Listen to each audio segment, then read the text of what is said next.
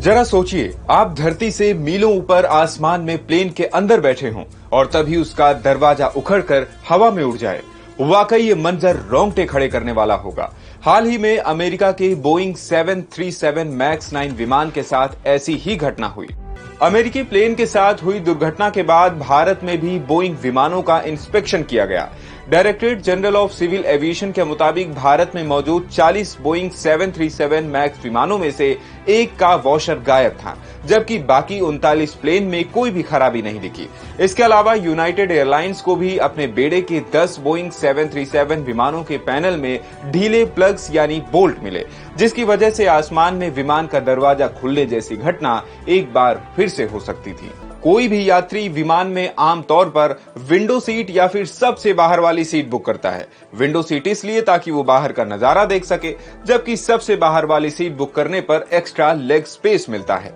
कई लोग entry exit के पास भी सीट बुक करते हैं ताकि वो जल्दी से प्लेन में चढ़ या उतर सकें। रिपोर्ट के मुताबिक प्लेन की सबसे पीछे और बीच वाली सीटें स्टैटिस्टिकली सबसे सुरक्षित मानी जाती हैं। टाइम इन्वेस्टिगेशन की एक जांच में विमान दुर्घटना के 35 सालों के डेटा की स्टडी की गई, जिसमें पता चला कि विमान की मध्य और पिछली सीटों के यात्रियों की मृत्यु दर सबसे कम 28% है, जबकि बीच के कॉरिडोर की सीटों के पैसेंजर्स की मृत्यु दर 44% रही। एक स्टैंडर्ड यात्री विमान में इमरजेंसी एग्जिट डोर प्लेन के बीचों बीच विंग्स के पास होता है, जो मिडिल और एंड में बैठे यात्रियों के करीब होता है। प्लेन में आगे की ओर बैठने वाले यात्रियों पर किसी भी दुर्घटना का इफेक्ट सबसे पहले पड़ता है, जिससे उनका इमरजेंसी एग्जिट डोर तक पहुंचना मुश्किल हो जाता है। वहीं बीच की सीटें विंडो या कॉरिडोर सीट्स की तुलना में ज्यादा सुरक्षित होती हैं, क्योंकि यहां बैठे लोगों को बफर मिलता है। 1989 में आयोवा के सियोक सिटी में यूनाइटेड फ्लाइट 232 की दुर्घटना में